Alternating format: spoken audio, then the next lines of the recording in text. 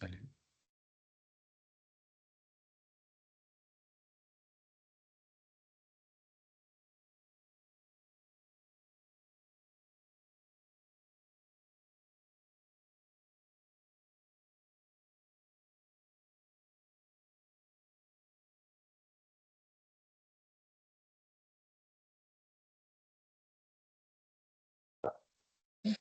Hola, buenas noches, disculpen la demora. Hola, buenas noches. Eh, yo creo que ya podemos ir iniciando. De todas formas, tienen la grabación. Para que dé tiempo la parte de la clase de hoy.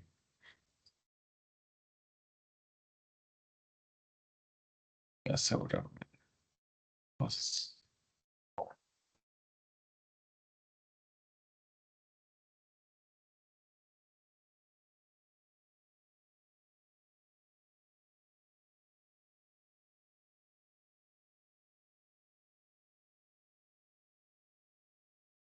ya bien. Eh,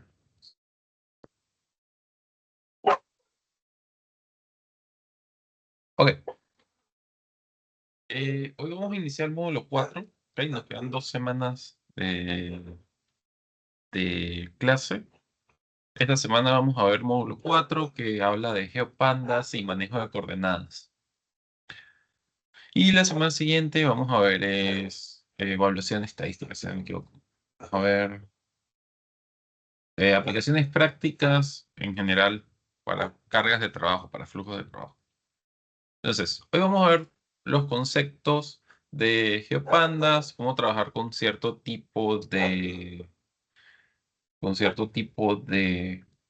datos pues, geográficos. Los temas son GeoPandas para el manejo de datos espaciales, importación y manipulación de shapefiles, análisis de datos geoespaciales, proyecciones y sistemas de coordenadas, transformación de coordenadas y el uso de Python para ir cambiando entre sistemas de coordenadas. Ok, probablemente hoy solo vamos a ver estos primeros 3 puntos. Son relativamente densos y el jueves vemos los siguientes 3. Ok. Una consulta, Sí, sí. disculpa, ¿qué son geopandas? Bueno, justo eso vamos. GeoPandas es una librería en particular para trabajar datos geográficos. Eh, Así como se tienen data frames de tablas comunes, estos son data frames de cierto tipo de datos especializados. Tienen que ver con cómo se mapean las coordenadas según el sistema de coordenadas que estén utilizando.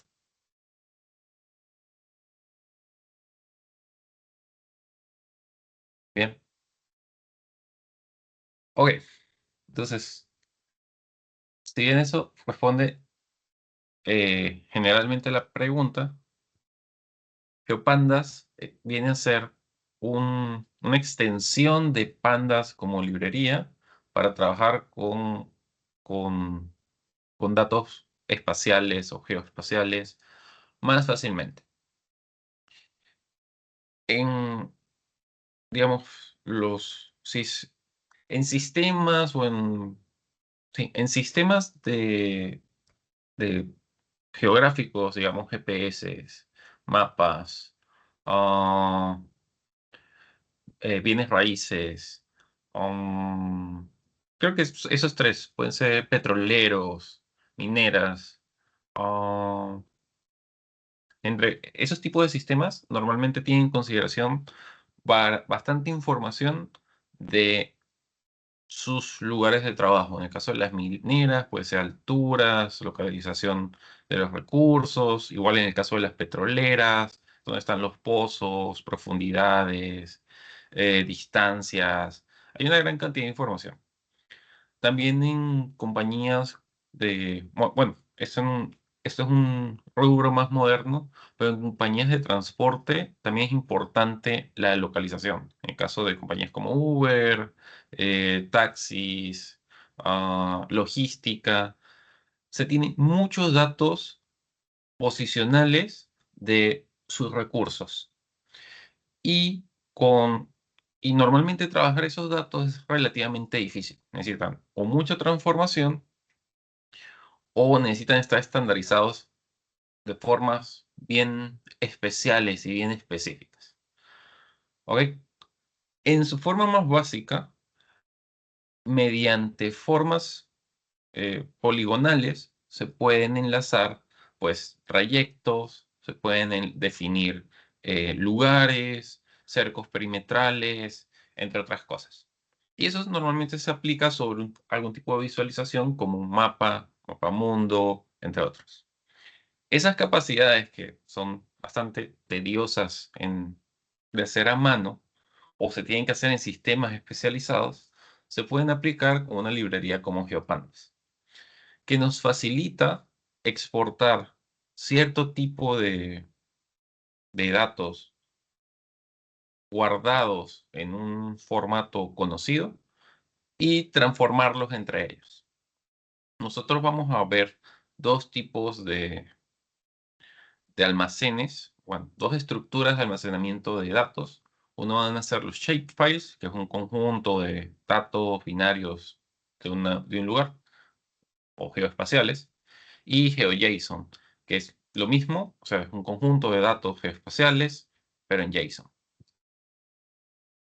Entonces, la idea de todo este módulo va a ser trabajar con GeoPandas. Particularmente, si bien recuerdan que en todo el ambiente de Anaconda que instalamos hay una gran cantidad de librerías, Conda, Condalis, GeoPandas no vino instalado en ese grupo infinito de librerías que teníamos.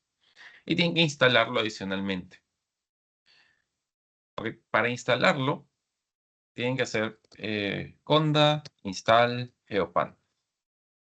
¿Ok? Que acá en la diapositiva lo coloqué con un comentario. Y eso les permite usar la librería. Aparte de usar esa característica, eso les va a instalar un grupo de paquetes adicionales y les va a actualizar algunos. Una vez que hacen la instalación, yo ya lo tengo instalado, pero una vez que hacen la instalación, pasa por todo este proceso. Lo ideal es que hagan conda update all con doble guión, que eso va a actualizar todos sus paquetes de su entorno de trabajo. Eso sirve para varios temas de forma situacional, pero va a mejorar todos los paquetes que les instaló por defecto recientemente el stack que se está utilizando. Bien, en este caso, por ejemplo, acá pueden ver, me está diciendo que va a actualizar algunos paquetes, etcétera. Bien. Y básicamente trabaja sobre eso.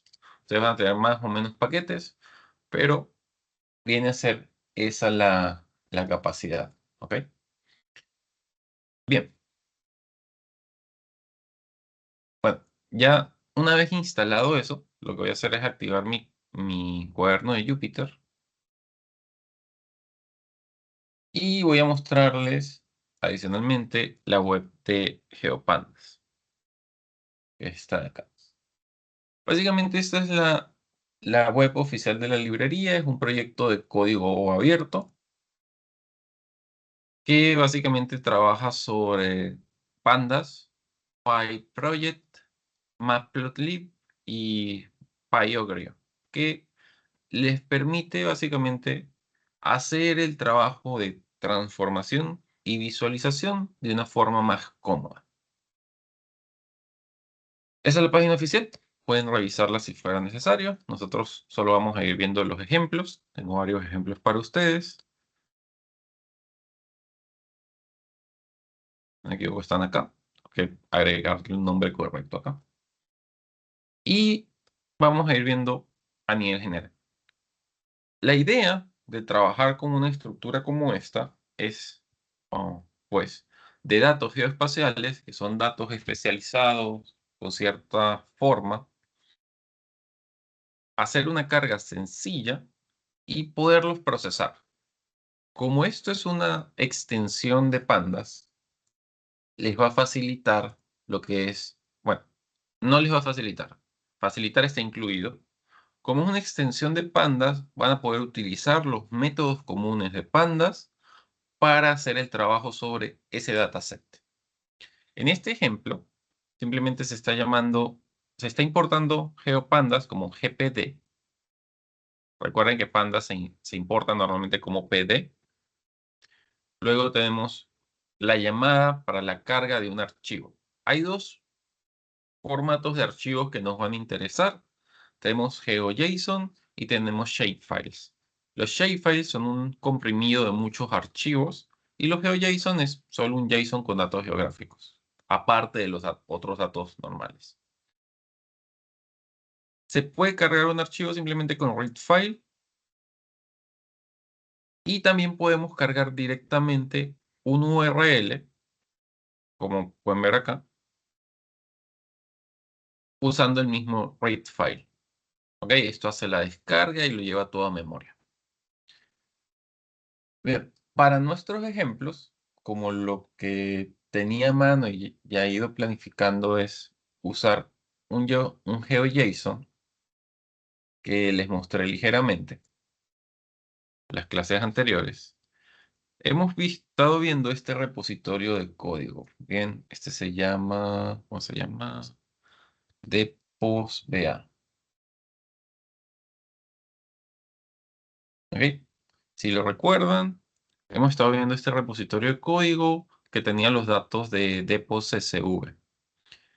Y se hizo un pequeño ejercicio y les recomendé que pueden ver los análisis que ya están en este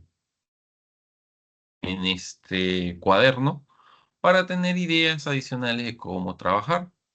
Lo que nos va a interesar particularmente es esta información, ¿ok? Porque este repositorio que vamos a utilizar tiene este dataset varios.geojson. Y este dataset, por rudimentario que parezca, básicamente tiene o nos permite mostrar la información de Buenos Aires. ¿Ok? Entonces, este es un preview que se está haciendo con Azure porque reconoce el tipo de archivo, etcétera. Pero podemos ver su código y su código simplemente es información de direcciones. De hecho, lo podemos ver en un mejor formato. Vamos a ver que tenemos un objeto de JSON llamado Feature Collections, luego tenemos Features y luego tenemos una colección. Y acá dentro de esta colección hay un grupo de figuras y esas figuras tienen geometrías que tienen un conjunto de coordenadas o puntos que representan, generalizando, todos estos cuadros que ven, todos los cuadros que se ven o en esta sección, voy a acercar un poco más.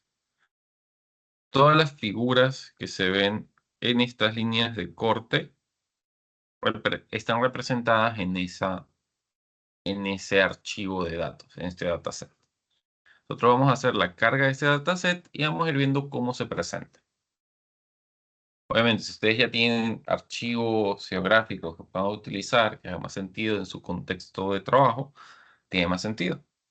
Pero es una transformación que pueden hacer dependiendo de los sistemas con los que trabajen. Ok, entonces, tal cual como está en el código, tal cual como está en la diapositiva, tenemos import geopandas como GPD. Queremos cargar los datos de este GitHub, accediendo directamente al archivo en crudo, tal cual lo tenemos acá. Y usando geopandas, vamos a hacer la carga a esta variable llamada geodf, que en este caso es nuestro geopandas data frame. Y podemos hacer un head. Entonces, si hacemos esto, nos va a dar un grupo de información que está contenida en el JSON. Básicamente todas las columnas detectadas por el data frame. Tenemos su ID, otro ID, un nivel, sus límites, su dirección de Wikipedia, su nombre, su ID cartográfico, cuándo fue creado, cuándo fue actualizado y su geometría. Y dentro de la geometría está toda esta información para cada uno de los polígonos que lo componen. Bien, también podemos hacer un print gdf tail.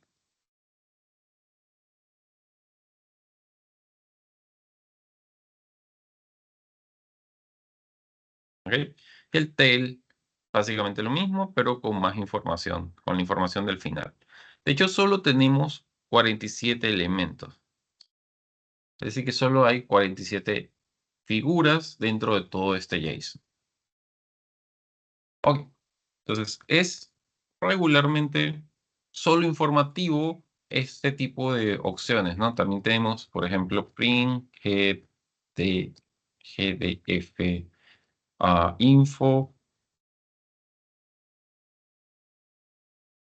Bien, acá nos dice cada una de las columnas, que no tenemos datos vacíos y sus tipos.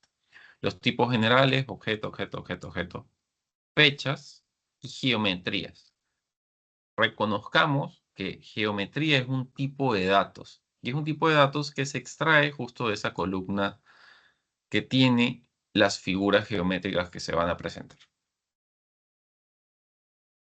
Ok, entonces ya sabemos que tenemos pequeña información de este dataset. Como este dataset es geométrico, podemos usar esta función de, de nuestro data frame llamada plot.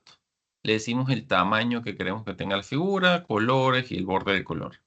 Si hacemos eso, nos muestra el mapa geográfico que si checamos y lo colocamos lado a lado, es el mismo mapa, mm, es el mismo mapa que este preview de Microsoft dentro de GitHub nos presenta con todos sus bloques. ¿Ok? Entonces, tenemos la descripción de Argentina. Podemos mapearla dentro de nuestro proyecto sin mayor complejidad. Esa es la ventaja que nos da esta librería.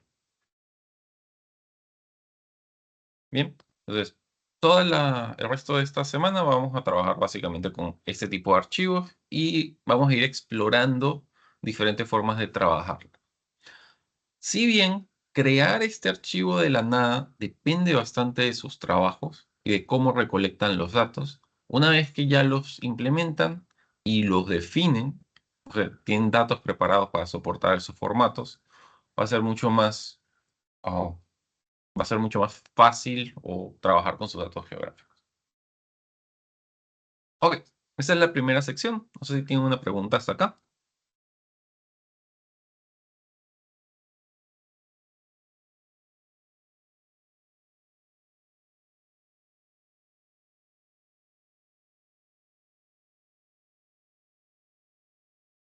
Bien, ok. Entonces, vamos a seguir con la otra sección. El siguiente punto a hablar es lo que son la importación y manipulación de los shapefiles. Pero antes de hablarles de cómo usarlos, porque usarlos es fácil, quiero hablarles de cómo se utilizan. ¿Ok? Eso no, como quiero que lo tengan solo en concepto, no lo agregué en la diapositiva, pero la idea es que entiendan qué es el formato y cuáles son sus características. Nos vamos a apoyar de nuestra querida Wikipedia y básicamente un shapefile, normalmente lo pueden ver con estas siglas, es un conjunto de archivos que describen polígonos o formas y se usan primariamente en sistemas de información geoespacial. Esos sistemas, básicamente, esos archivos les permiten mapear la información de lugares con puntos y polígonos, como pueden ver en esta imagen de acá. Pero ese archivo es un zip, es un comprimido de varios elementos dentro de él. Dentro de esos elementos, existen estas tres opciones. Tenemos .shape, eh, que tiene la información de entidades geométricas. ShapeX, que es básicamente el índice de cómo están constituidas esas entidades. Y el DBF, que es una base de datos particular donde se almacena la información de esos elementos. ¿Ok? Esos tres archivos son los mínimos que va a tener su compilado, su comprimido. Y aparte de eso, pueden tener archivos complementarios. Project, que define la información de qué tipo de sistemas están utilizando. Hay muchos sistemas de coordenadas que vamos a ver un poco más adelante. Tienen SVN y SVX, que tiene el índice espacial de las entidades. FBN y FBX, que tiene el índice espacial de las entidades, que son de solo lectura. AIX y no, AIN IAIH, que son los campos o información referencial de atributos, y XML, que simplemente son los metadatos de todo el compendio de archivos. ¿Ok? En particular, estos tipos de datos los van a recolectar de sistemas geoespaciales. Puede ser de programas de mapas. Primariamente yo solo lo trabajo con programas de mapas como a Google Maps u otros, pero hay formas en que pueden tener sistemas personalizados que hagan uso de estos tipos de archivos. Entonces, teniendo en cuenta eso, de un shapefile lo que vamos a extraer es toda la información que nos interesa, espacial para el caso de negocio que se está evaluando o que se está construyendo. Bien, entonces, sabiendo qué es un shapefile, ¿qué podemos hacer con GeoPandas, con esos tipos de archivos? En general podemos hacer la gestión inmediata, que es el leerlos, transformarlos, porque se vuelven data frames, generar nuevos y visualizarlos. También los podemos editar, pero editarlos tiende a volverse un nuevo shapefile, un nuevo compilado con esos datos. Y en paralelo a ello existen los GeoJSON.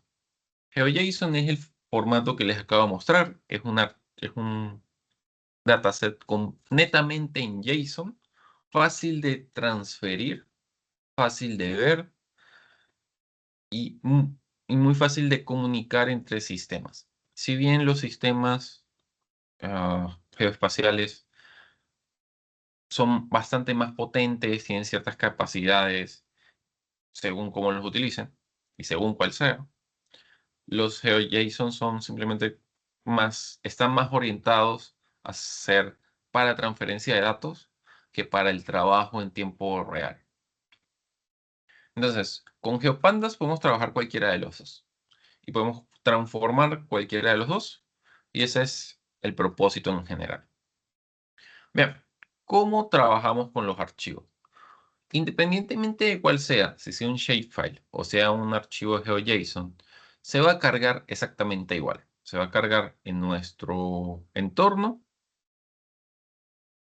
mediante readFile o una función equivalente, pero yo en este momento solo les he mostrado estas dos.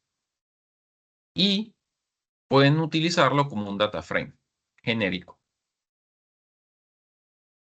Adicional de eso, déjenme cerrar esto, maximizar esto. Ya. Adicional de eso, podemos explorar los datasets con ciertas funciones. Hay dos que nos interesan. Columns, que nos va a simplificar saber qué columnas tenemos, es equivalente a info o a describe, que, que son parte de los data frame generales. Y luego tenemos CRS, que nos va a decir el tipo de, el tipo de, el tipo de codificación o sistema que está utilizando el archivo. CRF es Coordinate Reference System. Sistema de coordenadas de referencia. Lo otro que podemos hacer, como cualquier data frame, es hacer ciertos cálculos. En este caso, como hemos visto que existe una columna llamada geometría que tiene la información de nuestros sistemas, podemos usar área que nos va a devolver el área de esa figura geométrica. Y podemos hacer operaciones como en data frame general. Podemos hacer nuevas columnas, nuevos subframes con condiciones. ¿Ok? Entonces vamos a ver estos tres comandos para que les haga un poco más de sentido. Bien. Entonces, a nivel general, no sé por qué está repetido. Bueno, borremos, ¿no? Nada más. Ok, a nivel general ya tenemos la información cargada. Entonces podemos ver columns y nos dice index y nos dice todas las columnas que tenemos. ¿Ok? Con su respectiva información de referencia. Otro valor que podemos ver es print. Bueno, acá está más simplificado. Me voy a borrar este. Borrar este.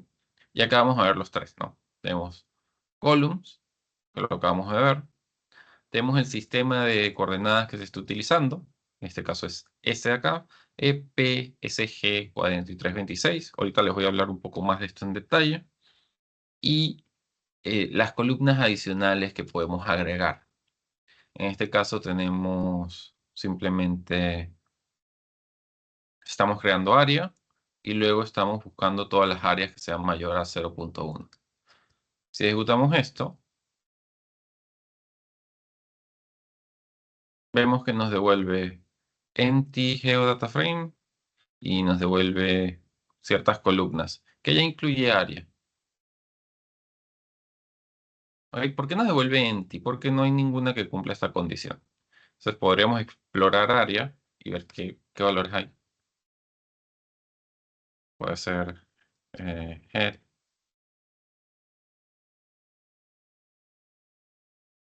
Y vamos a hacer print. eh, Vale. Comentamos estos dos. Ok, entonces vemos acá que tenemos varios grupos de áreas, pero ninguno es mayor a 0.1. Así que usemos otro valor de referencia, digamos Eh, 0.04. ¿Sí? ok, ok. No, justo eso te iba a preguntar. Ya le cambiaste. Es como un límite mínimo, digamos, ¿no? Claro, en este caso es que área sea mayor que 0.04. Entonces aquí tenemos Ok. algunos, si no me equivoco.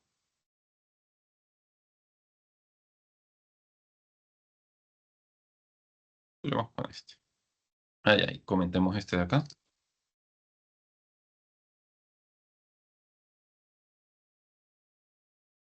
Arrayos grandes. Y ahora sí tenemos más información, ¿no? Ahora sí vemos que tenemos ah, el índice, el, el valor general, y luego tenemos todos los datos que están acá. No, no tenemos todos, solo tenemos algunos, pero lo tenemos en dos líneas. ¿Ok? Digamos que es incómodo de leer así. Simplemente hagamos un info. ¿Ya ven? Y ah, de todas las entradas que hay en nuestro data frame, que recuerden son 47, estamos filtrando 21 y todos tienen estos datos. Es decir, que 21, el área es mayor a este valor.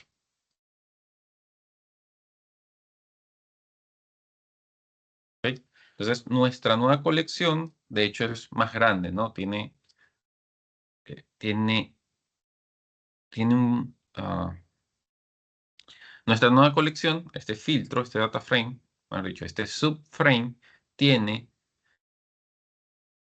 una columna adicional que no tiene el original. De hecho, si checamos el original, hagamos algo similar acá.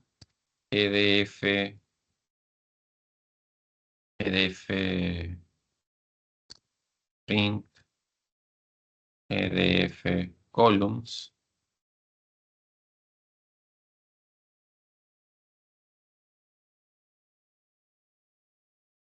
¿Eh?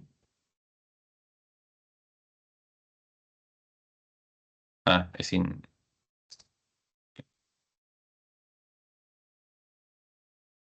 Ya bien, acá vamos a ver que solo tenemos hasta geometry, no tenemos área. Y cuando trabajamos con el siguiente,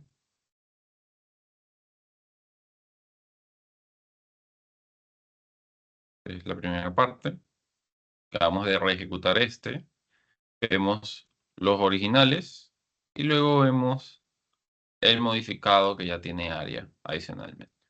Entonces, funciona como un frame regular. Lo que tenemos que estar es consciente de nuestros datos, ¿bien? Porque los datos geográficos son más peculiares. Ok, esa misma información la podríamos graficar. Es decir, que podríamos hacer barrios grandes de Splot.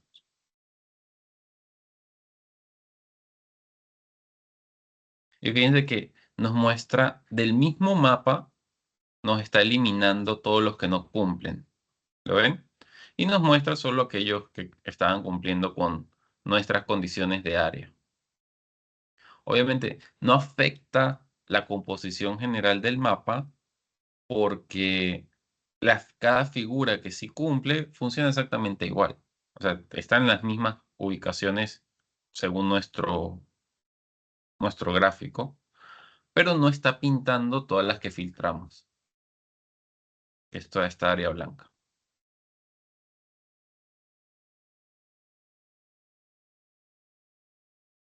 Bien, no sé si tiene una consulta hasta allí.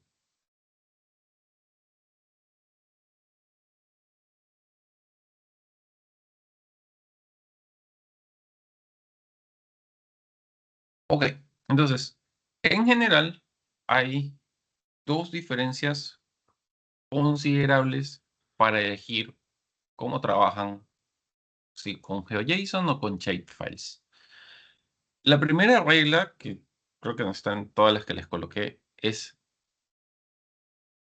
saber si ya tienen un sistema que usa shapefiles o ya tienen un sistema que usa GeoJSON. Por ejemplo, si son una consultora y les dan datos para analizar, lo más probable es que les den datos en GeoJSON. Son una consultora, son un API o son alguien que procese datos externos. Pero si son los analistas o los especialistas los que producen los datos, es lo más probable que tengan un sistema geoespacial que les produzca los shapefiles. Entonces, de entrada. Ahora, sobre los dos archivos hay diferencias tangibles. En el caso de los GeoJSON, bueno, vamos a ir uno por uno con cada concepto. En el caso del formato, GeoJSON es JSON y los shapefiles son datos binarios comprimidos que tienen al menos tres archivos en particulares, que son los que les expliqué. Eh, las formas, los atributos, perdón, las formas, los metadatos y los atributos en detalle en una base de datos. Luego tenemos los componentes. Perdón, los componentes son solo el archivo de GeoJSON y esos tres archivos que puede tener más. Y luego tenemos la legibilidad. GeoJSON está en JSON, se puede leer en cualquier momento. Es curioso que diga fácil, porque no es fácil de leer. Se puede leer, no necesariamente es fácil.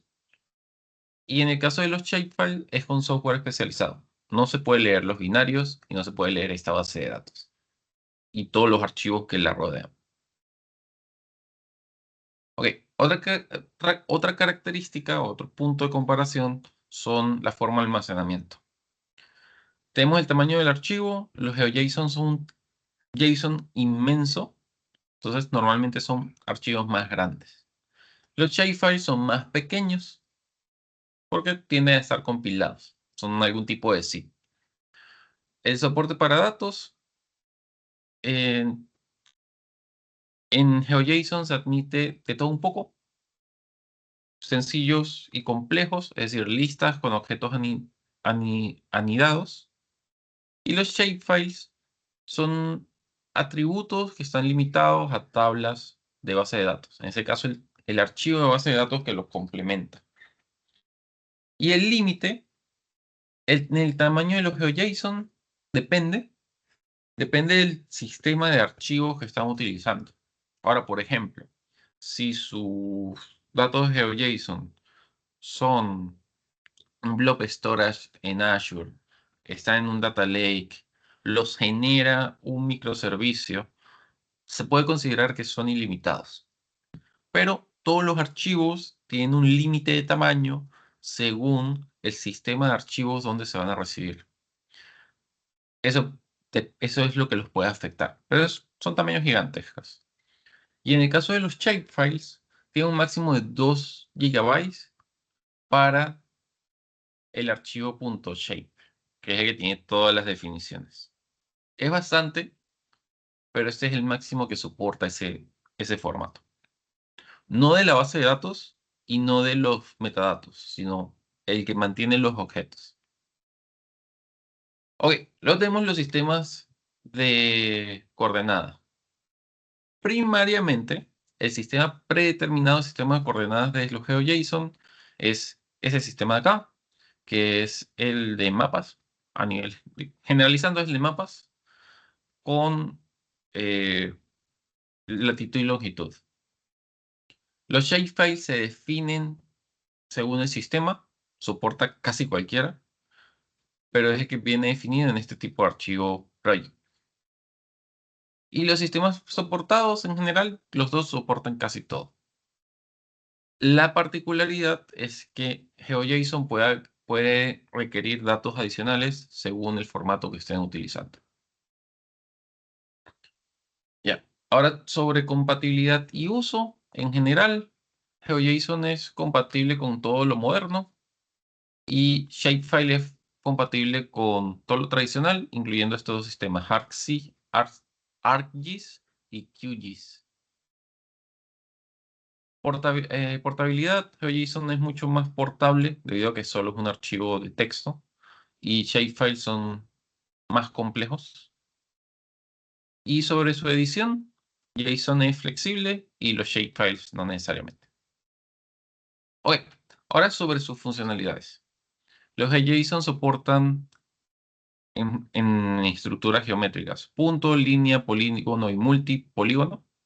Los shapefiles funcionan a punto, línea, polígono, pero no es muy no es no es muy compatible con multipolígono o multiestrella. Soporte 3D limitado en GeoJSON y en los shapefiles sí lo soporta, pero con ciertos archivos complementarios. Y el soporte de temporales, en este caso se refiere a fechas. GeoJSON sí soporta fechas y los shapefiles no soportan fechas, al menos no de forma directa. Ok, y el rendimiento en general depende de qué es lo que quieren hacer.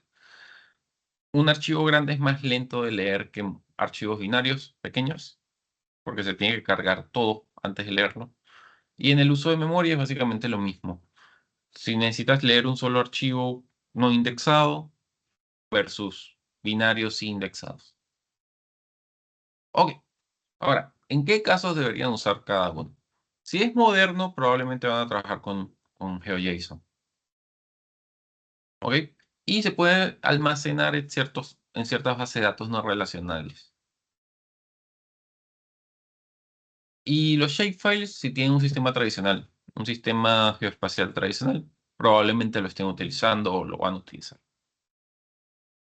Ok, entonces, en general, o como resumen, dependiendo de cómo es su ambiente de trabajo, porque eso es lo más importante acá, es bueno que conozcan que existen ambos, y es bueno que conozcan que cuando utilizan GeoPandas para trabajar con cualquiera de estos dos formatos, es transparente.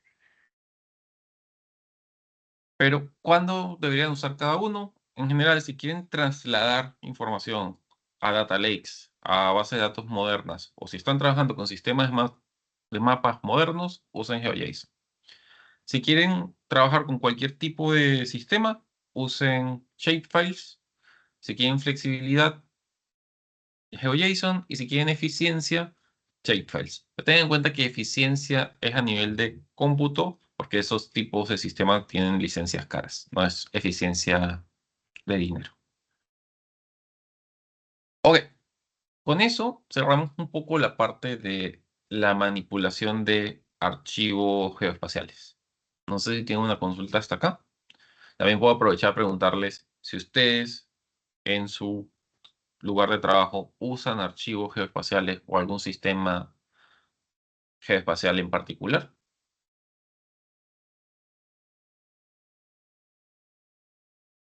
Buenas noches, Moisés. No, nosotros no usamos datos georreferenciados como tal, ¿no? Digamos como los que usan un GIS.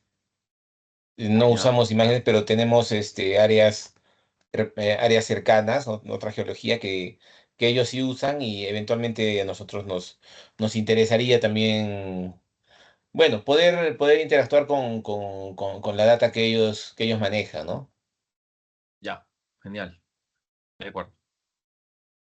Gracias, Juan. Bien, entonces seguimos directamente, ¿no? Ok, entonces, ¿cómo hacemos análisis de sobre los datos que se cargan? ¿Ok? Porque hemos hablado de cómo cargar los datos. En general es algo que podemos decir que es transparente en el aspecto en que sabemos dónde está el archivo, lo cargamos un data frame y el data frame funciona como cualquier otro. Entonces directo, es fácil de utilizar. De hecho, esas son las razones por las que Python se usa en el análisis de datos. Entonces, ¿cómo podemos ir aplicando funciones de esta extensión de pandas sobre capacidades, sobre figuras geométricas o sobre la información geométrica? En este caso, geoespacial. Ok, creo que acá fue donde lo... Bien, entonces, tenemos este ejemplo y es básicamente el mismo ejemplo, pero más completo y con más formaciones. Entonces, la principal diferencia va a ser que vamos a ir checando el tipo de formato y lo vamos a transformar y luego vamos a hacer algunos cálculos y ver cómo se modifica. Bien, todo el resto de la clase vamos a ir reiterando sobre esto hoy y el jueves, pero es para que entiendan la versatilidad que les da la librería para hacer cambios rápidos.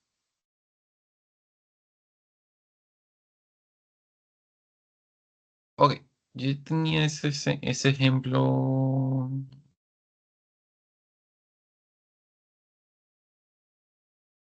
por acá. Ok, entonces, básicamente el ejemplo, déjeme borrar que no da ningún valor.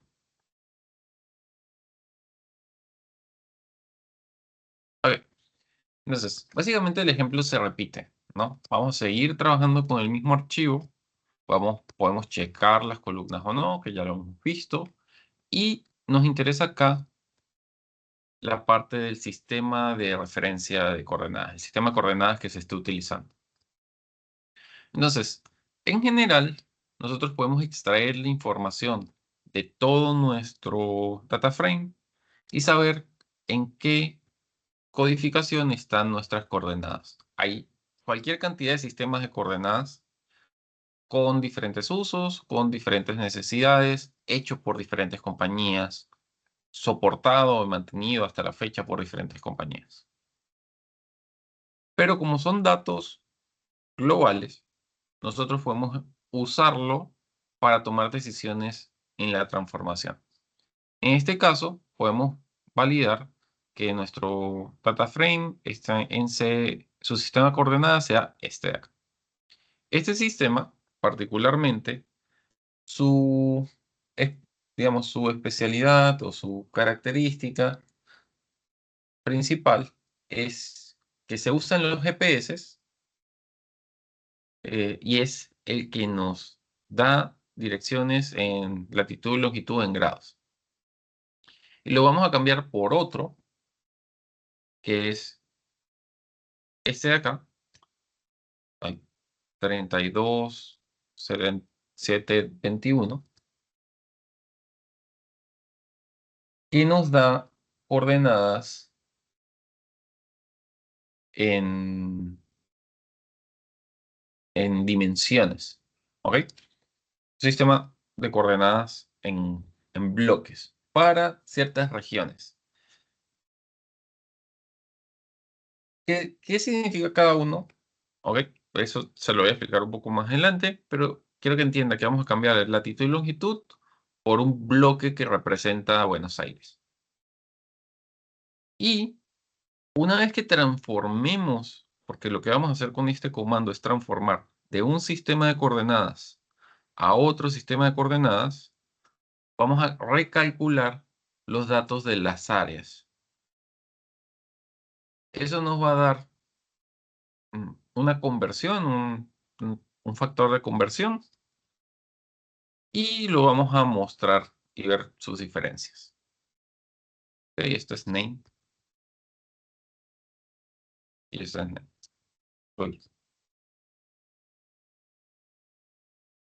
Bien. Entonces, antes de hacer eso, recuerden cómo se visualiza el mapa.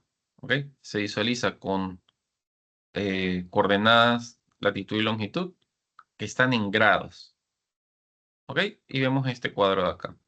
Y recuerden también que cuando vimos el área, cuando vimos las áreas, eran valores pequeños. ¿Dónde está esa información? Acá. Vamos a hacer un print de solo área. Creo que puedo hacer área head. ¿Ok? Recuerden que eran valores mínimos, ¿ok? Fracciones.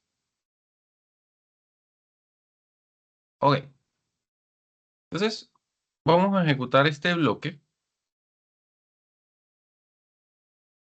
De hecho, algo que podemos hacer para que sea visible las transformaciones. Vamos a hacer esto acá. Ok.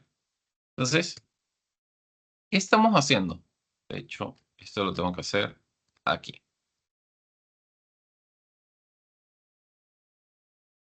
Aquí mejor. Bien. Entonces, vamos a redescargar el archivo. Vamos a agregar esta columna que tiene nuestras áreas en eh, eh, lat, lon. Y vamos a convertirla de sistema en grados a sistema en tamaños, en direcciones. Luego vamos a calcular el área en kilómetros cuadrados. Eso lo vamos a hacer con geometry area y lo vamos a dividir entre esta constante, que va a pasar de metros cuadrados a kilómetros cuadrados. Ok, y luego vamos a mostrar las nuevas columnas y lo vamos a guardar en un CSV. Lo vamos a guardar en un CSV, así como trabajamos cualquier otro archivo. De hecho, tu CSV, porque sigue siendo un data frame. Y lo otro que podemos aprovechar a hacer con nuestro data frame es un mapa como este. Así que me voy a robar este código, que es plot, de mi mismo código. Y vamos a poner gdf.plot. Ok, van a pasar bastantes cosas y las vamos a ir viendo una por una. De hecho, debería colocarle... Nada, sí está bien.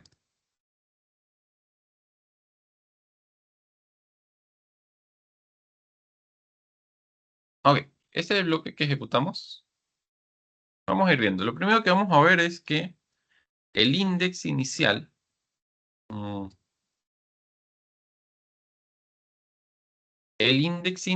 que colocamos tiene área, ¿ok? Recuerden que ese es un campo calculado que estamos agregando. Luego checamos el sistema de coordenadas. Debería ser interesante ver qué pasa cuando lo cambiamos. ¿Ok? Cambiamos de un sistema de coordenadas al otro en un momento, digamos, casi inmediatamente. Y luego hacemos el cálculo de área de kilómetros cuadrados, dividiendo este valor entre este valor. Sé que este valor era mucho más grande. Ok.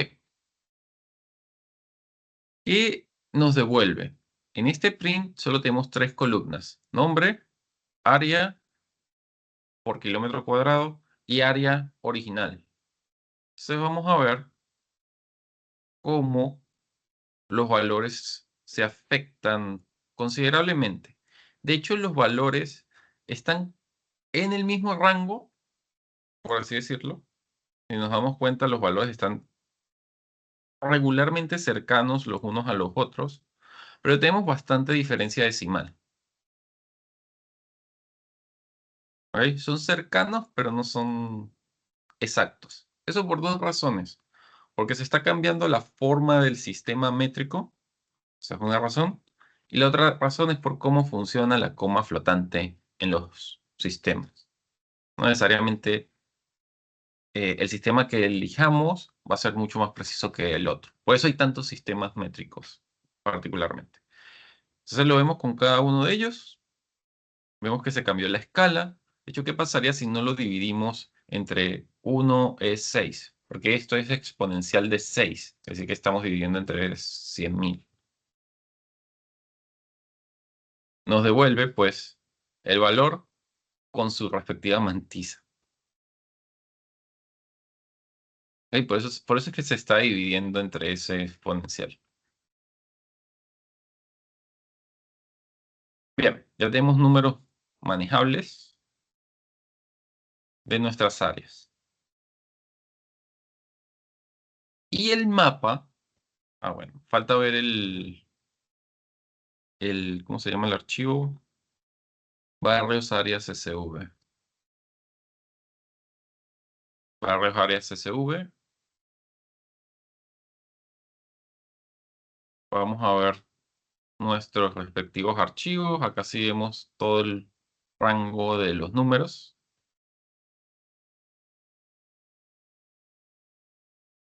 Y transformado a otro tipo de archivo.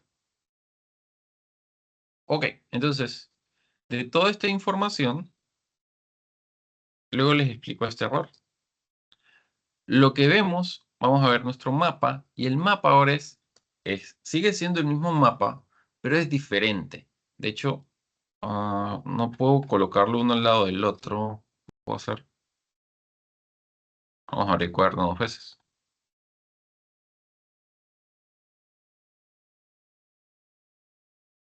Cuaderno una vez, cuaderno otra vez. Ok. Este es el mapa que nos interesa y lo vamos a coordinar con este. Generalizando, el mapa es el mismo. ¿Ok? Sin embargo, se van a dar cuenta que la escala ha cambiado.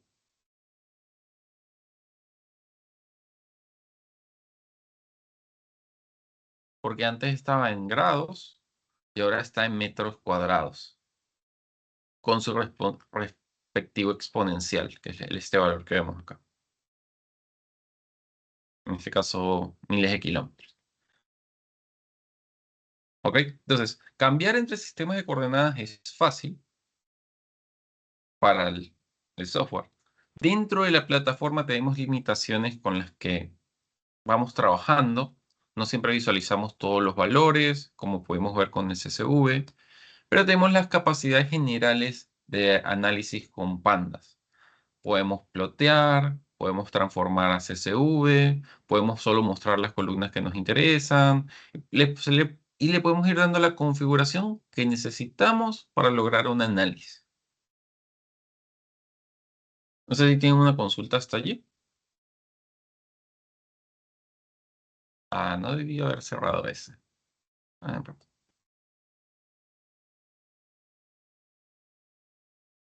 Bien, Entonces vamos a hablar de los sistemas de coordenadas.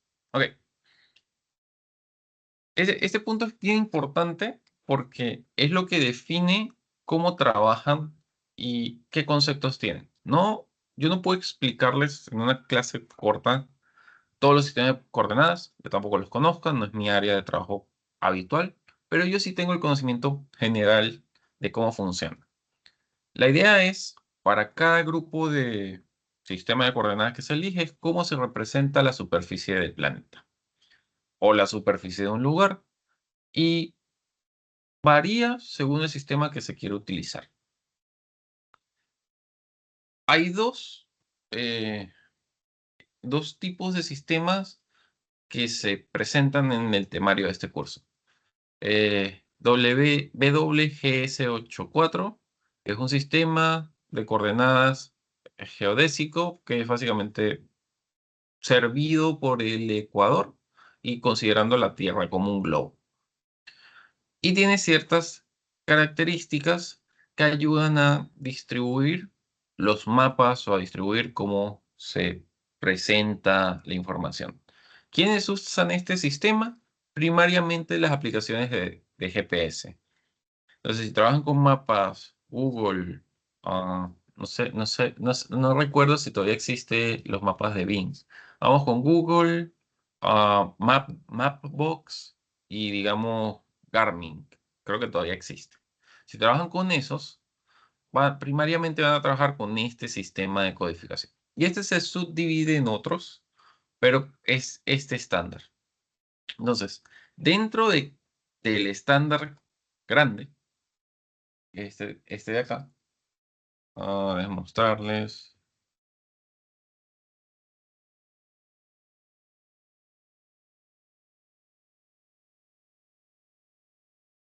No, ya les dije lo que es. Dentro de este estándar grande hay varios formatos que primariamente están soportados por esta compañía. EPSG, que es un grupo de petroleras. Básicamente, todos los sistemas de coordenadas de referencia que tienen las siglas EPSG al inicio, significa que son mantenidos por este proyecto. Todos son primariamente geodésicos, pero no todos. Entonces, este código 4326, que es el que usamos en el formato y el que tiene nuestro archivo, presenta los datos del mundo con coordenadas eh, con latitud y longitud en grados decimales. Y luego tenemos este otro 3857, que es el que está basado en Google Maps, que presenta la proyección esférica del planeta. Podemos hacer un experimento y ver cómo modificaríamos el área, por ejemplo.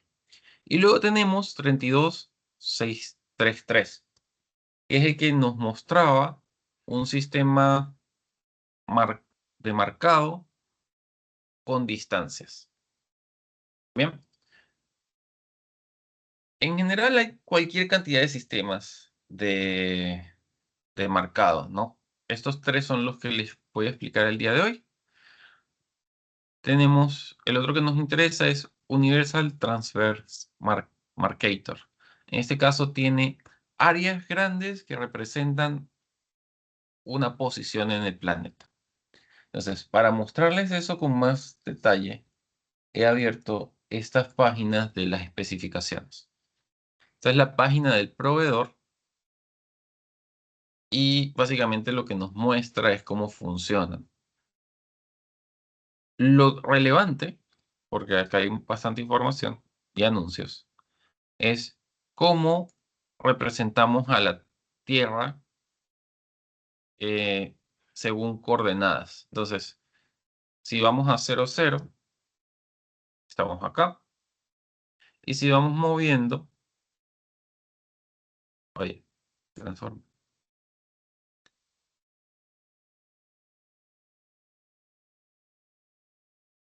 Ahí, creo que dañé la página. Bien, lo vemos acá en la parte superior. Mientras vamos moviendo, vamos rotando los ejes como grados.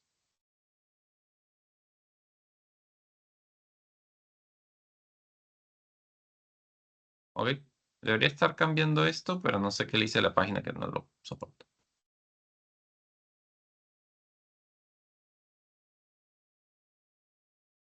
Ok, ese es el caso de el 4326. Luego tenemos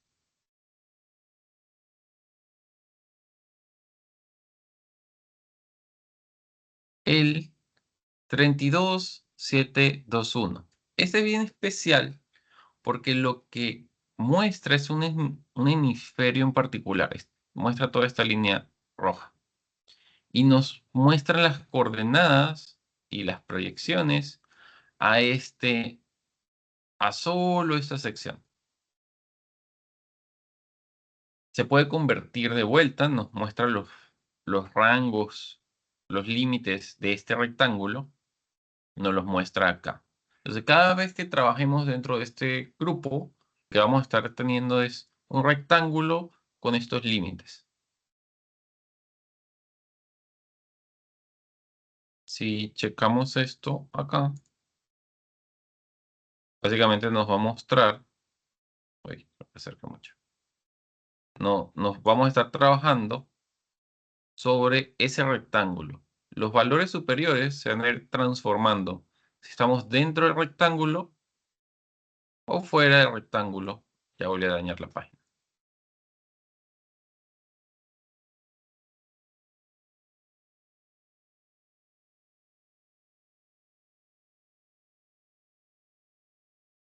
¿Ven? Hay un momento en el que salimos del rectángulo y se vuelve negativo.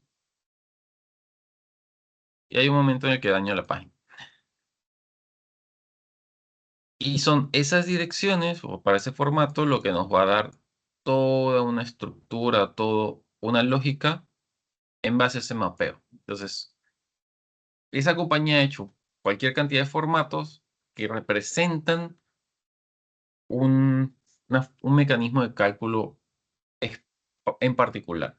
Cada formato tiene sus usos particulares eh, con diversos niveles de precisión. Por ejemplo, del 4326, que es el de los GPS, les va a decir que primariamente, bueno, que es para algunos GPS, que esto funciona para análisis globales, generales, donde precisión no es crítica.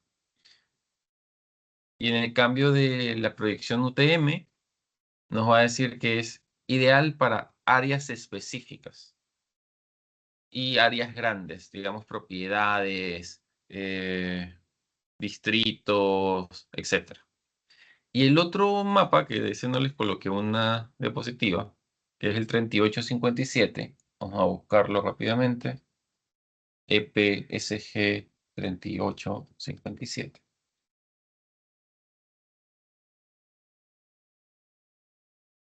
Ok, este también vamos a ver que tiene coordenadas generales, pero tiene límites en comparación con el otro, porque solo nos muestra cierta configuración del mundo y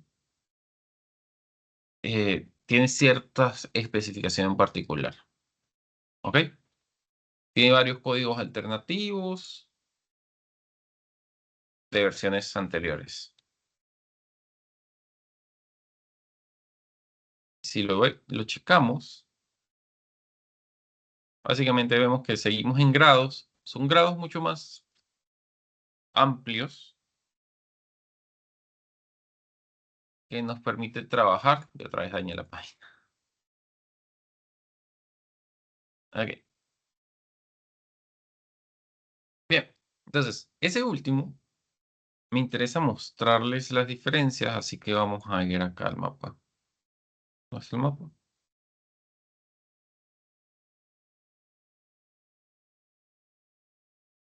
Acá. Entonces podemos tomar nuestro proyecto anterior,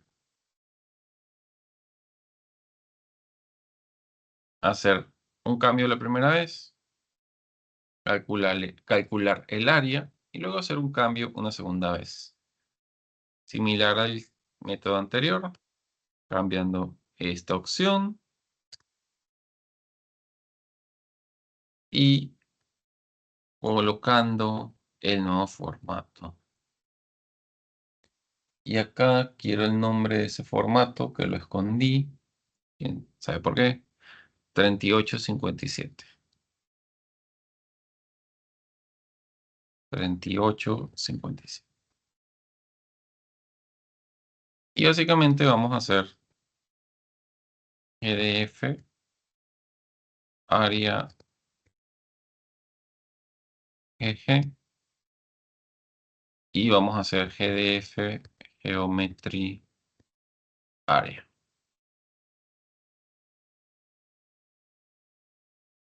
Y vamos a agregar área GG en nuestro mapa.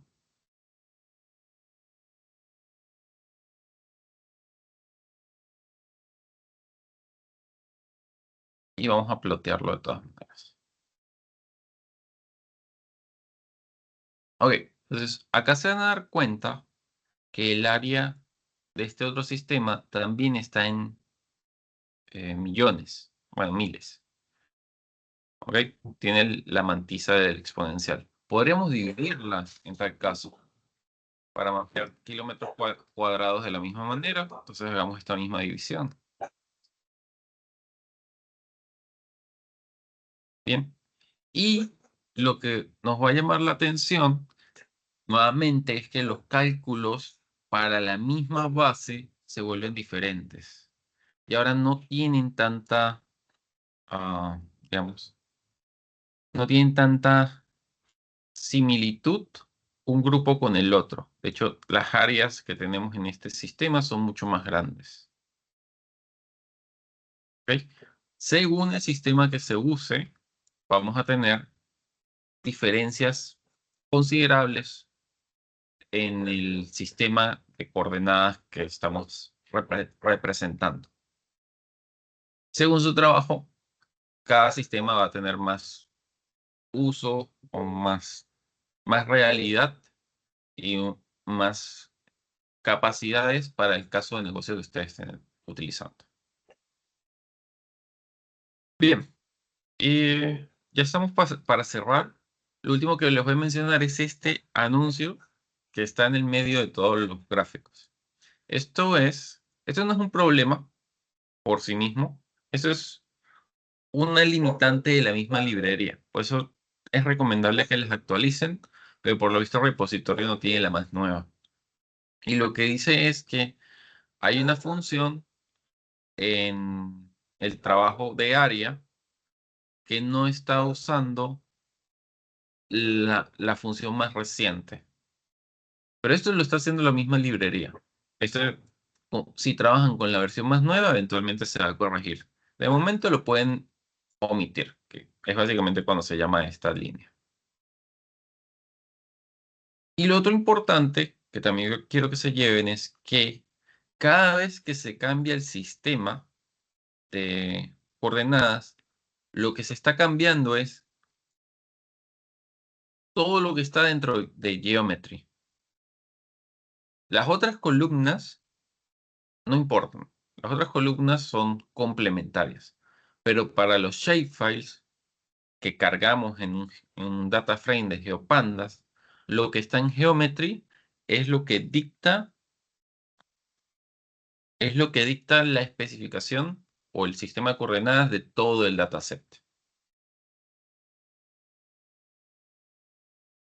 Bien, ¿qué nos queda para la siguiente clase, no?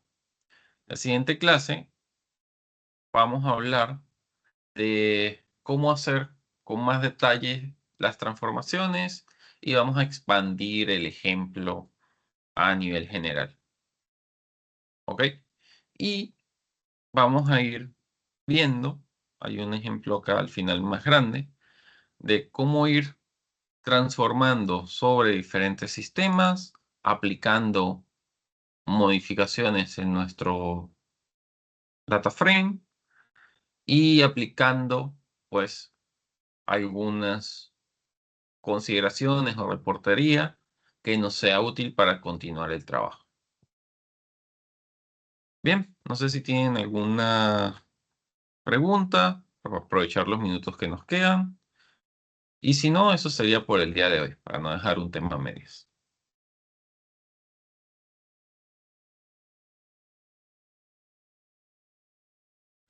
Gracias, Moisés.